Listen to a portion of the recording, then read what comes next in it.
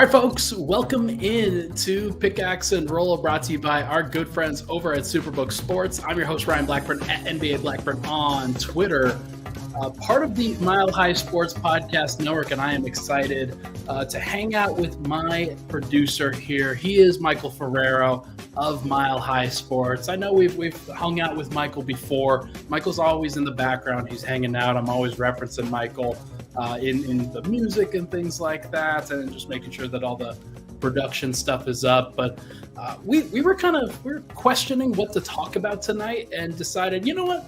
Let's go first take on it. Let's just hang out. Let's just have fun. Let's not stress about anything. Let's just do what we do after every episode anyway.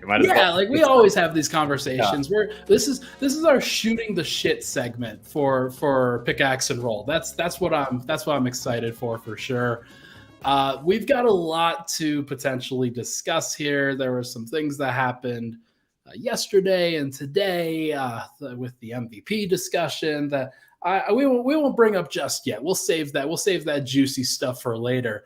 But Cosmics, I definitely see you. I definitely see all of you that decide to comment on the MVP, which is really funny. My mentions today, Michael, they were just disgraceful. Like from the thread, I was gonna thread my thoughts on the MVP convo and on like you know what? And that's really not that fair because like throughout the whole season, you've been pretty fair about like, hey, Joel Embiid has been great this year. Like, do I think he's the MVP? Sure. I mean, you've said yes and no both, but like it's not discredited to him just because you cover the Nuggets. I know it's always gonna be like that, but it is what it is. I'm not gonna stress about it. But like, hey man, this beautiful mug that they're taking pictures of and showing on their social media, that's fine with me. Although I did get a lot of fun today. Oh my god, it's I'm looking red. It's not a good look for somebody that's supposed to touch grass. You're supposed to touch grass as a NBA writer. Like I should probably be touching a little bit more grass if I'm looking like this. So it's all good. We're having fun.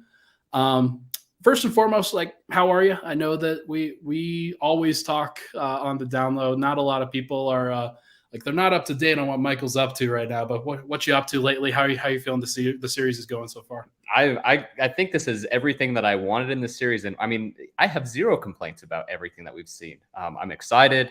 As a lifelong Nuggets fan, maybe I'm a little biased and overexcited, but you know what? I don't even care, okay? Because this team they're fun to root for. They're easy to root for, too. Like, there's no ego on the team. They play team basketball, which you can't say for all 30 teams in the NBA. There's a lot of star-driven iso ball, hero ball type of play. This team has 3 guys that could beat you night in and night out, and they all play together as a unit. So to watch them take down Chris Paul, Kevin Durant, Devin Booker, the rest of the Suns, playing as ugly and as grimy as they did the other night and still coming away with a double-digit win, I mean, how could you not just be ecstatic right now?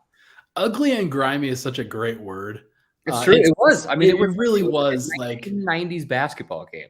Yeah, it's hilarious how sometimes it's just going to be like that. Sometimes it's just how it's going to go. But Denver can win a couple of different ways, and then we're going to be able to have fun with it. But I think that we both discussed this and thought, okay, not sure what to talk about right now because of all this off time, how this is going to go. And I figured that, look, why don't we just have some fun with this? Why don't we just have some fun segments and do the stuff that we're always talking about offline anyway? We are going to do some kind of first takey style stuff. Like we're going to share some takes. This is a takesman style of podcast, and I'm looking forward to this. We'll go more Nuggets focused in the first segment and then more NBA at large in the second segment, just to like try to be at least a little honest with you, you know. But sure. We're gonna try our best. But I know you're a takesman. You like to pop off your takes with me. We'll go into that a little bit later. Yeah, some of mine you don't agree with at all. So I certainly do not.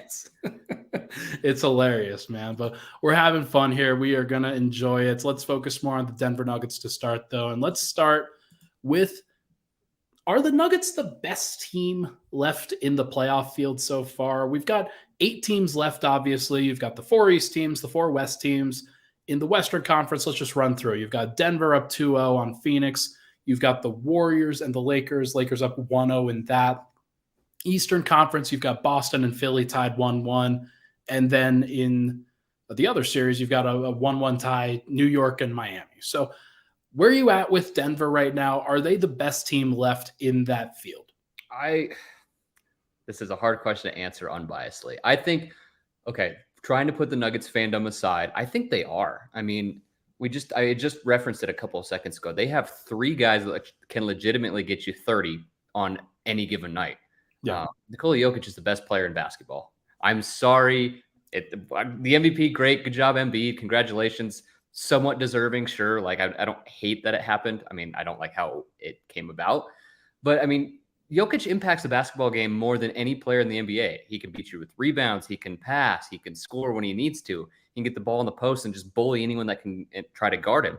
And we saw what Jamal did on the first game. I mean, 32, he was hitting step back, turn around, mid-range jumper, fade away from that, 15, 18-foot range in the mid-range. Buried some threes. And Michael Porter really hasn't even done anything yet. And he's been kind of a hidden piece that if they really need to get to him and he gets hot, I mean, that's another guy that's 6'10" that can shoot over everybody, kind of like a mini KD. Yeah. Aaron Gordon's been fantastic. He's been the second best player. I mean, what other teams have that much offensive firepower? A guy that can guard a guy like KD. Bruce Christian Brown also been great, being able to help defend even KCP. Devin Booker. I just don't think that any other team has the bench depth. Might not be as much as other teams or what we would like, but just those 6, the depth of those 6, or 7 in general. I mean, it has to be the deepest roster in the NBA. No, it's really close. Like I can think about Boston. I think about some of the lineups that they can put out there. Their starting lineup right now is Marcus Smart, Derek White, Jaylen Brown, Jason Tatum, Al Horford, and then they bring Grant Williams, Robert Williams, Malcolm Brogdon. Like, they bring a lot of really talented players off their bench. That's really the only competition for that. Yeah, I think Philly's also got a pretty talented roster too. They've got guys that fit their roles really well, kind of in a similar vein to Denver. But I don't think that the Lakers are as talented. I don't think that the Warriors are as talented, and I don't think the other 2 East teams are talented either. That was a little harsh. Like, they're talented enough, and like what Jimmy Butler did in the first round and in the first game was unbelievable. But I don't know. Like, I think Denver has a legit claim here. Like, they are as talented, if not more so, than any other team. They've got a great coach who's doing it well right now. I know you and I, we kind of disagree on Michael Malone a little bit in what he provides and what he brings to the table. To be completely honest with you, I've been incredibly impressed with him this postseason. There was one play the other night I wish he would have challenged, but that's being really nitpicky. I thought he saved it on a couple different occasions. There was a play in the third quarter and then a play in the fourth, where the fourth quarter play, I mean, if you're not going to use it in the third, tight game in the fourth, I don't remember exactly what happened. Someone might have been campaign. Someone threw the ball out of bounds, and it was clearly Denver's ball. Right. And it got called Phoenix ball, and he didn't challenge it. And the play after that, Aaron Gordon got called for a foul. Another side out of bounds. Someone else threw it in. So there were 2 fouls on the play. Phoenix didn't end up scoring. I thought he could use the challenge there. But other than that, like, I've been somewhat critical of his rotations before. I think he's been brilliant in the playoffs, in this series especially. I had no problem with him making the decision to leave Mike on the bench for the fourth quarter. I've been really impressed, and I love that I get to say that, because as a person and as a guy, I love Michael Malone, and I've been critical of his rotations in the past, but man, I think he's handled this series perfectly. No, I love it. And always it's going to come down to which team has the best player in the biggest moments. And we've seen Jokić do that time and time again. We've seen Murray sometimes step up in that moment and really show that he can take some pressure off of Nikola in certain situations too. I really do think that game 2 is an aberration rather than the norm. Now we'll see whether that bears out in the rest of the series, but I got to imagine that Jamal will bounce back too, and it'll just be a little bit different. It'll be a little bit different in games 3 and 4. But speaking of which, next question here. Can the Phoenix Suns win both games in Phoenix without Chris Paul? I know that he, like, the injury, it's the communication with it has been a little bit different between the stuff that Shams put out there and the stuff that the Phoenix Suns themselves put out there. Not really sure what to believe until we actually see it, but he was holding his freaking groin. Like, of course, it's probably going to be at least a week is what I thought initially. So you ever pull the groin? It's horrible. Like, you can't move. Can they win both games without Chris Paul? Sure, they can because they have Kevin Durant and Devin Booker. Like the offensive firepower is always there. It's always a potential. But do I think they will? No. I don't think they'll get swept. I think they'll get one of them. Maybe game 3, just because there's been such a layoff and they're going back to Phoenix, back against the wall, kind of. Not a must win, but kind of a must win. Back in front of the home crowd. They're going to shoot better at home. I mean, KD's not going to shoot 10 for 27 again. Yeah. Could I see the Nuggets still in that game? Absolutely. But I don't think that they win both. I don't think it's a sweep, but I think there's a split. So I don't think the Suns can. Sure, they could, but I don't see it happening. I think it comes back to Denver for game 5 and the Nuggets are up 3-1. Yeah, I think that's the most likely scenario too. And I wish I could disagree. Like maybe there's a possibility that Denver does sweep. That would be really cool for obvious reasons. That would be incredible. It is tough when you think about the rotation that Phoenix can actually build out there. Like, what are they going to do without Chris Paul? They're going to have Campaign probably start. Like, maybe it's Damian Lee who starts in his place, and then they slide Devin Booker over to the 1, or maybe that's something that they'd rather not mess with initially. But think about where's Campaign going to hide on defense? Like, a lot of times they were putting Chris Paul on Michael Porter in the first 2 games, and Mike wasn't really involved, and that's something that they're going to have to figure out, of course. But I just don't see Campaign making an impact, and their defense is going to really, really struggle. Phoenix's will. When Denver, they only put up 97 points. They're going to be out for blood, trying to put up at least 110 in this next game. So I just don't think that Phoenix has a lot of situations where they can actually put together a stretch of games where they win. But I mean, who knows? Like, KD is going to be KD. If Devin Booker is going to be Devin Booker, then if those guys combine for like 80 points, which they're capable of, then maybe I feel a little bit differently. But right. It take Herculean efforts. You just can't totally count out 2 offensive superstars like that. And I think that Campaign, he's not the floor general Chris Paul is. He's not going to get him into sets. He's not going to attack the basket and shoot from the mid-range as effectively, but he still has that capability to do that here and there. So if he gets hot in the right game going back home, he could be a difference maker. Do I think he will? No, but I'm not going to be 100% shocked if he finishes game 3 with like 14 points and 5 assists or something like that, because he has the capability to potentially do that. Now, do I think it'll happen? No. I think the ball is going to be in Devin Booker's hands most of the time, bringing the ball up the floor. And then, obviously KD will get his touches because he's arguably the best offensive player who's ever lived, but scorer at least. So there's always potential where he goes off for 45 and they steal a game, but stealing a game at home is crazy to think about in a series like this. Like, if that's the term you're using, I think the Nuggets are in great shape. Of course. Like, it's got to feel that way. And honestly, if you're Phoenix, the game that you were supposed to win was game 2 when Murray went 3 of 15. Like, that was the one. That was the opportunity that you had. Denver, the rest of their offense wasn't great. Jokić was obviously fantastic, but he can be fantastic going forward too. This isn't an aberration for him to be that good. So it's tough. It's going to be really interesting to see what they do. But I am, of course, looking forward to what we see here. But tell you what, let's take a break. And when we come back, we are going to talk about some other stuff, including LeBron James versus Steph Curry and Joel Embiid winning the MVP and what that actually looked like in the next game for Philly tonight. But first, everybody, this podcast, as you know, is brought to you by our good friends over at Superbook. Superbook is amazing. They are very helpful for the MHS side. We've partnered with them and doing great things on all fronts. And they're here to tell you about the postseason push for hockey and for hoops. Make it all count with Superbook. They are the best wagering app around with a direct line to communication to experienced bookmakers behind the counter in Las Vegas. Plus, get a $250 bonus when you sign up, deposit, and wager in the same day. Don't let spring pass you by without winning money with Superbook Sports. Visit superbook.com for terms and conditions. Gambling problem? Call 1-800-522-4700. We'll be right back on Pickaxe and Roll.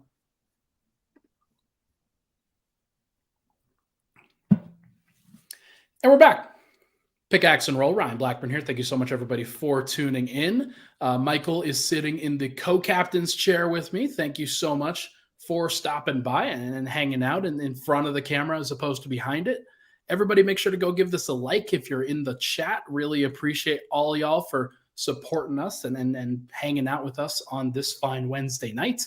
But we've got takes. We've got takes to bounce off y'all. We've got takes to share. And one guy who I know has some takes on LeBron James is Michael Ferrero. He has some takes on the Lakers and the Warriors and everything in between. Michael, how much do you care specifically about Lakers versus Warriors and about this LeBron James versus Steph Curry matchup? Well, Lakers versus Warriors. I mean, it's a fun matchup. Like, I'm not going to lie to you and say I have no interest in it because it's, as a basketball fan, I mean, last night's game was fantastic. I care in the sense that, one, I'm looking ahead to see if and when, because I'm a Nuggets fan, I want to see who they're going to take on in the Western Conference Finals. So I have some interest there in kind of seeing what the matchups would be, or who's coming into it hot or whatever. From a basketball standpoint, like, it's obviously going to be pushed because it's Lakers Warriors. Like, the national media is going to blow this one up. So there's a lot of interest there. So I am interested in it. Like, I care to the extent because, Curry, LeBron, that's the main headline. But I think I'm more interested in the teams themselves rather than those two just matching up with one another. As crazy as that might sound, because, everyone else is so focused in on that matchup. It's, I mean, how many times did we see it before the series started? Which player's legacy will be defined by this series? Like, really? None of them is the right answer. So it's really funny. Like, they've been talking about the rings a lot on a lot of these national programs where, okay, you've got LeBron with 4 rings. You've got Curry with 4 rings. And whoever moves on from this series, if they go get a 5th, like, it's going to be hell to pay. And like, if it's Curry, it could change the entire landscape of this generation. Like, maybe. Like, hasn't he already done that? I mean, like, tell me Steph Curry hasn't already changed the game of basketball. Yeah, he has. It's so funny that you say that, because we're talking about, like, right before the show, like, LeBron versus Curry, and you're like, I might take Curry's career. I might take Curry. That was a joke. Yeah, okay. Look, as much as I personally cannot stand LeBron James, I was sick because I was actually kind of rooting for the Lakers to beat Memphis in the first round. Like, no. I don't care for LeBron. I don't have anything nice to say, so I'm not going to say anything. But I respect him. Like, I might not like the guy, but he is, other than maybe Bo Jackson, the most physically gifted athlete of all time. Do I think he's the best basketball player of all time? I don't. But I think he's the most physically gifted one. And he's got 4 rings. He's the all-time leading scorer. Like, the dude is a legitimate all-time top. This is where we kind of get into it a little bit. I'm going to say top 5 player of all time. You can make the argument for 1 or 2. I don't necessarily believe it or agree with it, but, like, I will hear you out and say, yeah, there's points there. Memphis hasn't done anything. Why? Memphis talking as wild as they were. It was just challenging him, saying he's old. I need to get 40. Man, come on. You got to respect all. You got to. I can't believe I'm saying this.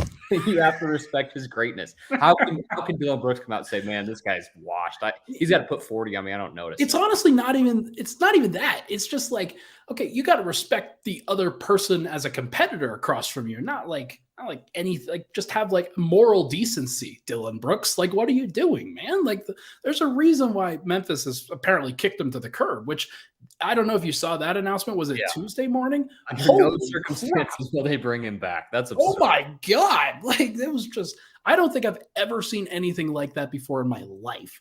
And they threw him under the bus.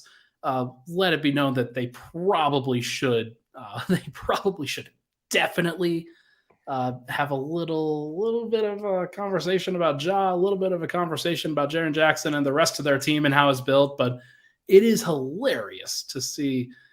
I'm very curious to see where this goes, like, with this LeBron and Steph thing, and with this other series, because got to know who the Nuggets are facing on the other side. That's a big deal.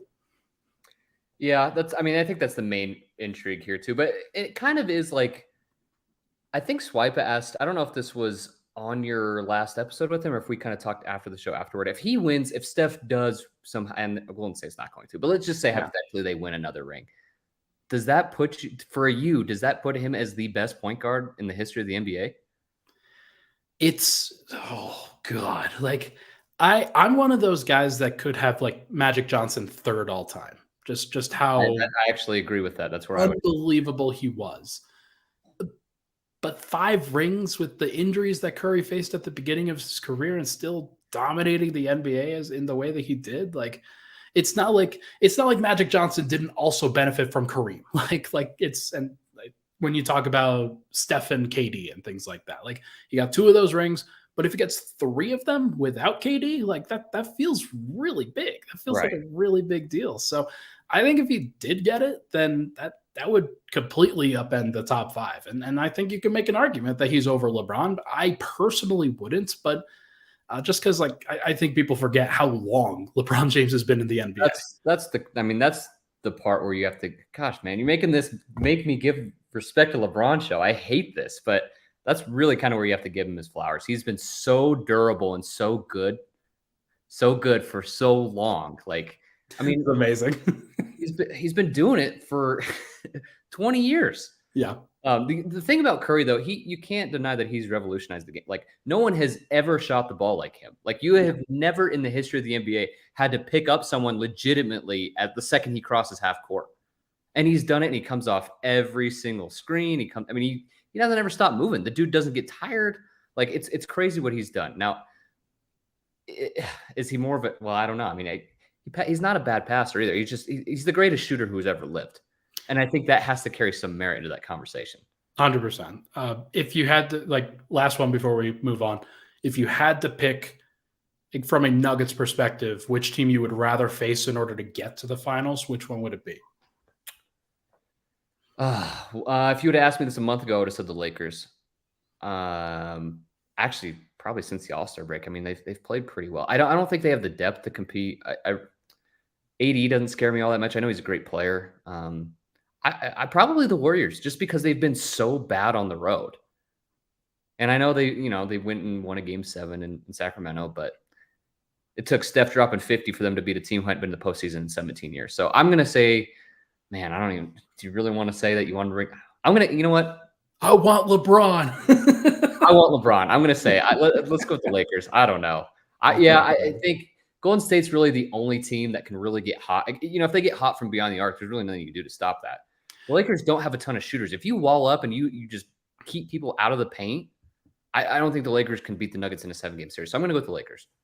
What I will say is that with Bruce Brown, KCP, Christian Brown, and even Jamal, like at times, like they have a rotation now that is better built to chase around Steph than they did previously.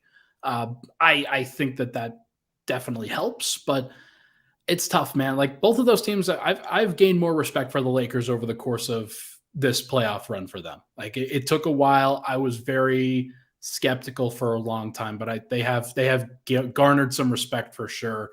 And the way AD is playing defense has been incredible too. So whichever series it is, it's going to be tough. Like I don't know if I even want to choose. Like I think that they just have. If you do it, you got to choose. Okay. I would rather Denver face the Lakers because I don't trust LeBron as much as I trust Curry.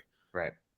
I think that's like just where they are in their careers. And I really don't think the Nuggets, and hopefully this isn't overly optimistic, I don't think the Nuggets really have too many struggles with either team. That's not to take any disrespect. Yeah. But like it's hard to say that against a team that has been there and done that so many times in the Warriors, and then with LeBron and AD, the Lakers, like you can't underestimate those guys. But I just don't see any way the Lakers can win a 7-game series if they can't get to the rim.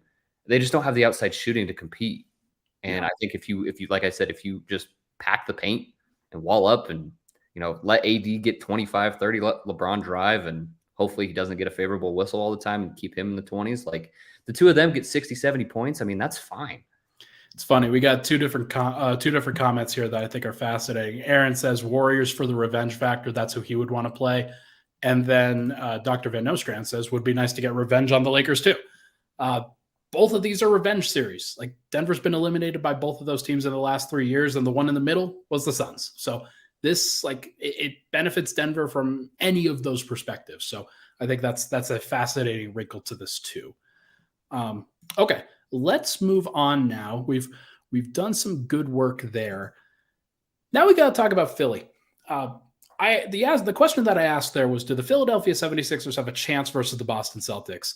you would think that after they won game one without the MVP, that like this would be a cakewalk now. Like, hey, you got one, you got it there, and now you should be perfectly fine. But the way that Embiid played and the way that the team kind of responded to that, like they were very fine just going back to Philly with the 1-1 sweep or with the 1-1 split.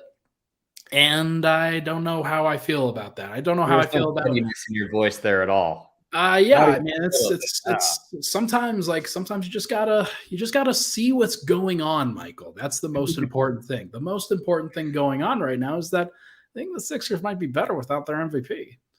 I mean, it's interesting how you can have an MVP who his team has a great winning percentage without him. He misses a. You know what? We don't even have to go into that. Good for Joel. I'm glad he can stop complaining about it. Yes, I said it. I said it. We don't have to acknowledge it anymore. Just God, my goodness. It didn't even look like. It's amazing to me that he wasn't going to play until game 3. Then he gets the trophy, and all of a sudden he's ready to go for game 2, and he didn't ready to go tonight. Actually, well, you want to know my honest opinion is that I don't think he looked ready to go. He looked slow. That dude looked slow. He made some good plays blocking shots, but he was sitting back under the rim a lot of the time. And that's just that's a recipe for disaster against a team like Boston, where you need somebody who's mobile. You need somebody who can switch. You need somebody who can guard. And I just don't think he's in a great physical place right now to be able to do it. Well, I mean, he clearly I'm not going to take away anything from the guy because, this discourse and this conversation all season was so toxic. Like Jokić and Embiid are both 2 of the top 3 players in the NBA right now. Yeah. Like they're both great. Both franchises would be lucky, and they are lucky to have either one of those guys. So let's not get that twisted. But the fact of the matter is, look at how much this team can do without Joel Embiid. They have a former MVP on their team.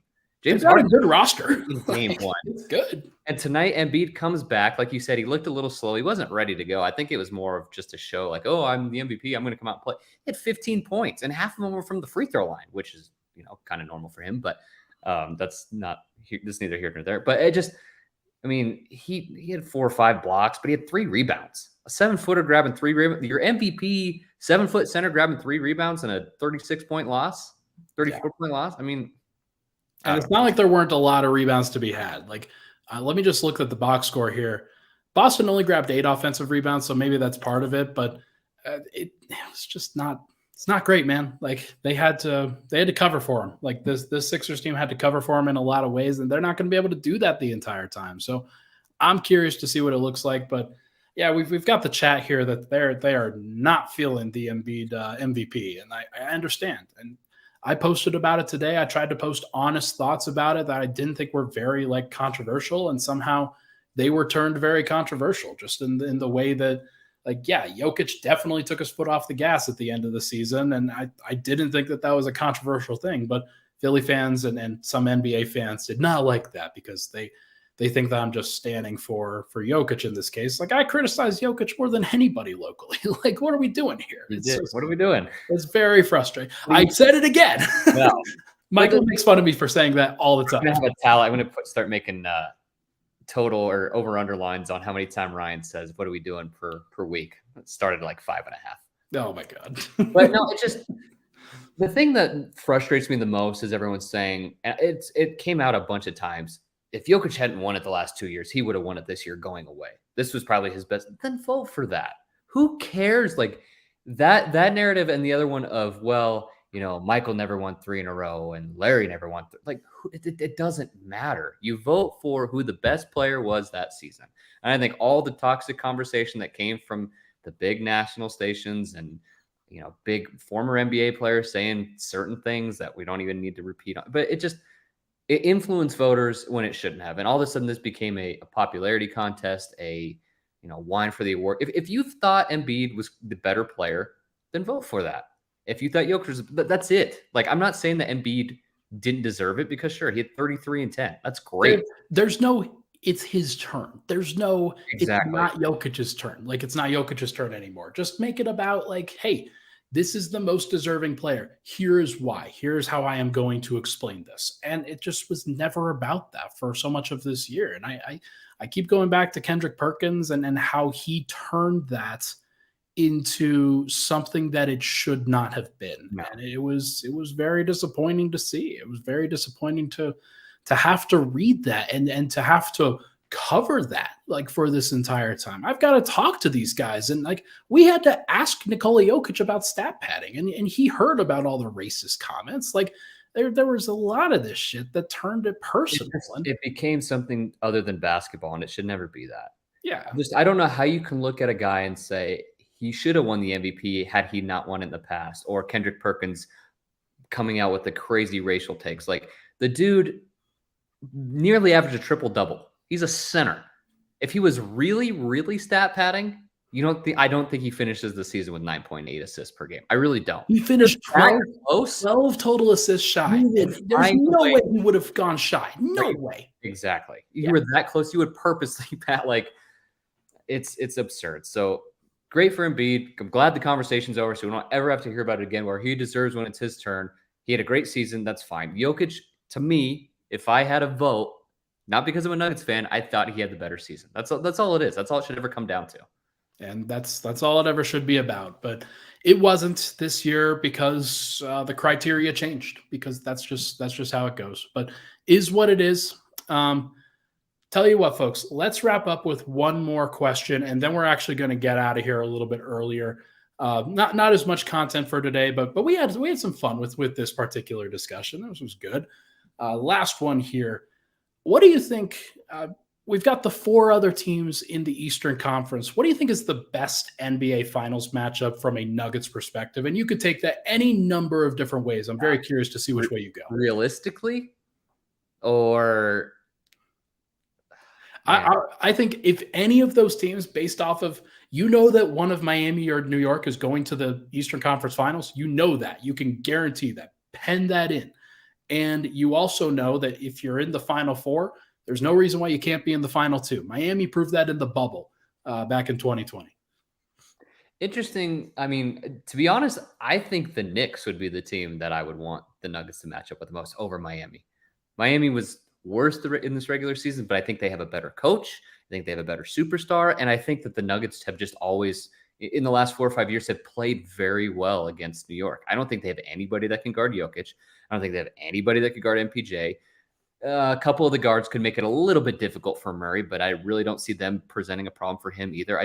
And they really don't have the offensive firepower to keep up. Now, not to say Miami necessarily does, but anytime you've got a guy like Jimmy, I'd rather play the team that doesn't have him. Yeah. Realistically, I think it's going to come down to either Philly or Boston. And in that case, I'd rather see Philadelphia. I know the matchup with, of course, that'd be very toxic for NBA Twitter, but Jokić and Embiid would be great. Harden has been great. Maxi's good. They're a good team, but I just think that Boston is way deeper and presents way more of a problem for the Nuggets. Thank you, Jess. I appreciate that. Michael's been doing so much stuff behind the scenes, and I'm just realizing I really like this format for the show. We got to do this more frequently. This was a lot of fun. But I'm with you, man. I think that it's important to realize, obviously, it's more likely that Boston or Philly is going to be the team. They're going to be the team that comes out of the East in all likelihood. Now, can Miami do it? Sure. Can New York do it? Sure. I probably would not bet on it. But I mean, if I was going to bet on a team, it might be Miami, just from an odds perspective, because like that Jimmy's going to play psychological warfare against Jimmy Butler or against Jason Tatum and Joel Embiid, like whichever of those guys actually they match up with, if it is New York or if it is Miami that comes out. But from a pettiness standpoint, God, I want Philly. I need that, and I need Jokić to just go bonkers, go ape shit, because he's capable of it. And because absolutely, that they will put PJ Tucker on Jokić sooner rather than later. And they know that that's the way that they can do it.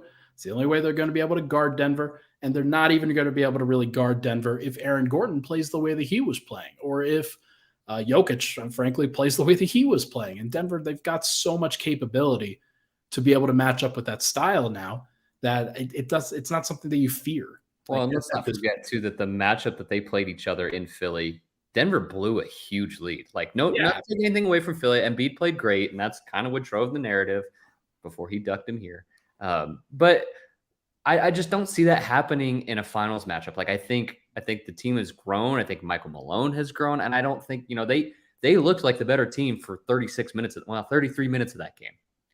It was kind of a fluke. Embiid got real hot. The Nuggets looked horrible in the fourth quarter. Like, I don't see that happening again. And I think that's something that, yeah, sure, Harden and Maxey and even Embiid to an extent, like, they're all capable of getting it go. Obviously Embiid, but there's just no reason to believe that Philly is what they were in that second half of that game over better than Denver. I just don't believe it. I don't think there's ever a matchup again where Embiid outplays Jokić by that much. I think you're right about that, but Jess also makes another comment here. I was enjoying the Celtics beatdown, but you do have a point. I was enjoying the Celtics beatdown too, and part of the narrative that I would love to continue to feed into is that Jokić can make it out of the second round and Embiid just can't. Like, how funny is that? That's the ceiling for the guy that plays elite defense, and everybody talking about the guy that doesn't play elite defense, and Jokić just you can't really win with that in the playoffs. How funny would it be if it was flipped? And it really has been flipped. Honestly, tell me that I'm not just looking through Nuggets colored glasses right now. Has Jokić not been great this series defensively? His defense has been real good. Now, there are some things that he just can't do. Like, I think that when Devin Booker started to figure some things out in the second game where he'd kind of pull Jokić away from the rim a little bit to the side and going like east-west as opposed to north-south. But Jokić has done a great job against the teams that are trying to like go through him. Like, he's just a brick wall. That's just not going to happen. But if he can continue to contain, then I don't see any reason why any of these other matchups are going to be that much worse. Like, right. And even, the narrative was even Golden State, by the way. Well, the narrative was Phoenix is going to put Jokić in about 5,000 pick and rolls. He's defended it pretty well. He's never going to be an elite rim protector. It's just not what he is. But I think he stepped out great, and I think that he's made it difficult for them. I mean, clearly they gave up 87 points. Yeah. They've really struggled in the pick and roll. Like Phoenix has. Phoenix has struggled to create in the pick and roll, which is something that nobody really thought was going to happen. Not even like I did. I'm generally pretty positive on what Denver can do, but the podcast and the content that I was putting out before this series were mostly from the perspective of, I don't think that Denver can actually do this. And yet they've been able to make it work. So it's really impressive to see them do it. I think that if your goal is for the Nuggets to win a championship, the best matchup is probably New York. I think they're the weakest team of the four. If your perspective is the most revenge possible, then I think it's probably Philly. If your perspective is to be the pettiest possible, it is Boston, and then to see Philly wallow in the second round again. That's where I'm at, to be honest with you. I want Philly to lose in 6. I don't know. They looked horrible tonight. And yeah, that's got to be like, I know they get to go back home. Their crowd's going to be crazy. Embiid's going to get his MVP trophy. Good for him. But how do you go from beating a good Boston team without him to getting just blown out with him? I mean, something is really off there. They have two different styles. Like, you could play Harden style basketball and you can play Embiid style basketball. And sometimes like they're able to blend it together, but there's a lot that they struggle to do when they're doing one or the other. And like, Harden had an out of body experience in game 1. I don't think he's going to be capable of it for the rest of the series, but we're just going to have to see. We're going to see what it looks like, but I'm watching that series closely. If you can't tell, like I have a little bit of stock in that series, just petty stock at this point. Ryan being petty? When has that ever happened? It's not. I try to stay above it, like I really do, but it's like these Twitter users are getting to me, man. It's very irritating to see. But who cares? Who cares at this point? We're having fun. We're enjoying it. I am enjoying this conversation as well. Michael, this was fun. This was enjoyable. I really enjoyed this. This was cool. Doing what we do normally. Yeah, like we're just actually making money. I'm just kidding. No, we're having a good time. So, folks, thank you so much for hanging out with us. If you'd like to see us do something more like this going forward, we can absolutely do it. I'm sure that there will be plenty of times, especially over the offseason too, where we're going to have some potential for takes. But this was a great time with all the drama that's going on in the playoffs right now. Michael and I, we are definitely going to have some time to chat about this stuff, and we'll be chatting about it maybe online again too. So should be a lot of fun. In front of the camera, Michael, can you hit that outro music for me? Folks, that is going to do it for this episode of Pickaxe and Roll, brought to you by our good friends over at Superbook Sports. Mike, do you have any final thoughts before we get out of here about LeBron James? No more LeBron talk for me, please. The one thing I'll leave with is he will never be as good. Just never be as good as Jordan. That's all I'm going to leave that at. Man, that's funny. It's true. It's probably true.